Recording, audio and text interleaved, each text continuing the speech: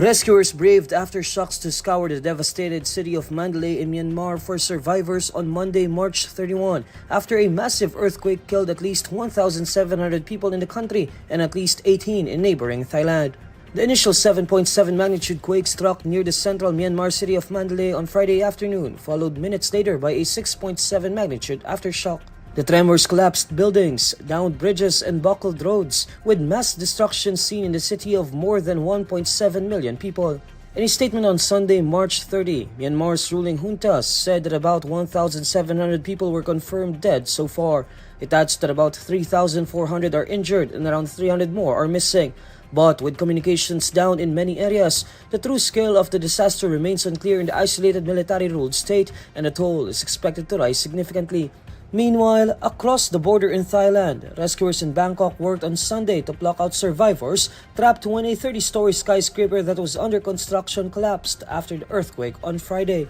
According to city authorities on Sunday, at least 18 people were killed in the Thai capital, with 33 injured and 78 still missing. Most of the deaths were workers killed in the tower collapse, while most of the missing are believed to be trapped under the immense pile of debris where the skyscraper once stood. Meanwhile, Foreign Undersecretary Eduardo de Vega said on Sunday that 4 Filipinos in Myanmar remain unaccounted for. According to de Vega, among the 4 missing Filipinos are a husband and wife who lived in a building that collapsed after the earthquake. Vice President Sara Duterte should stop making public comments about the case of her father, former President Rodrigo Duterte, before the International Criminal Court and leave it to their lawyers instead, according to a lawyer accredited by the court. The Vice President over the weekend questioned the widely reported figure of 30,000 drug war deaths during her father's administration, saying the prosecution's claims were far from the 181 pieces of evidence submitted to the ICC. ICC accredited lawyer Joel Butuyan on Sunday, March 30 said that it will do well for the Vice President to leave it to her father's lawyers to do the talking on the merits of the ICC case. According to Butuyan, the ICC case is not about proving the murder of 30,000 Filipinos, but it is about a decision by her father in ordering police forces to use extrajudicial killing as a solution to the illegal drugs problem. Butuyan points out that the ICC case is not a prosecution against ordinary police and their agents. Instead, Butuyan says it is a prosecution against the masterminds who ordered to implement the mass murder of suspected drug personalities. In a rally on Friday, March 28, to mark the birthday of the former president, Vice President Duterte herself relayed to their supporters that the former president himself supposedly did not want his supporters and friends to meddle in his case. The former president is facing the charge of crimes against humanity of murder in relation to his war on drugs. He is currently detained at the International Criminal Court in The Hague, Netherlands, where the ICC headquarters is located. Names resembling grocery items were found on the list of supposed receipts of the 500 million pesos confidential funds of the Office of the Vice President under Vice President Sara Duterte. According to House Deputy Majority Leader Francisco Paulo Ortega V, like other previous names found in his continuing review of evidence on the alleged misuse by Vice President Duterte on her confidential funds, the new names resembling grocery items had no birth, marital or death records with the Philippine Statistics Authority.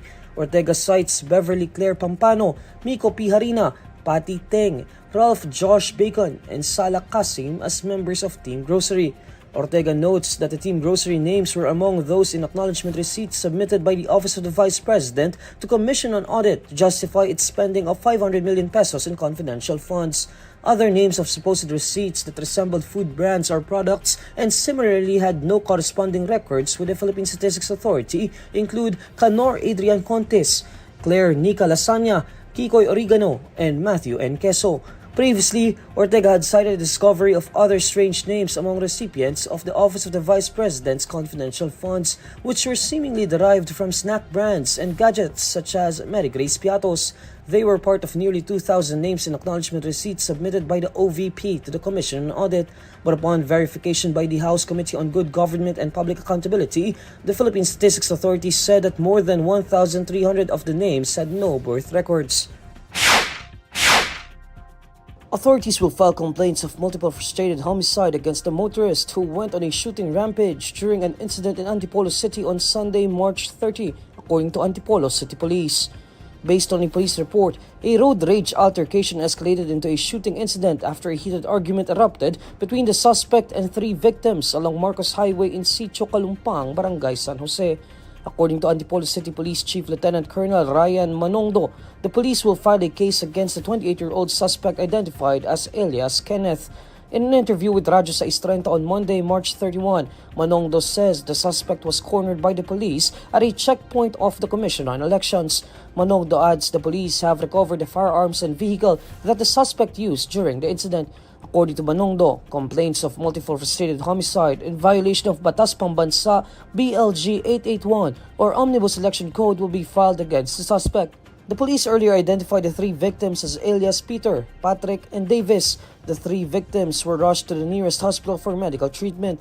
However, according to a Facebook post by Antipolo City Mayor June Inares III on Sunday evening, the shooting incident also injured the suspect's wife and was also brought to the hospital.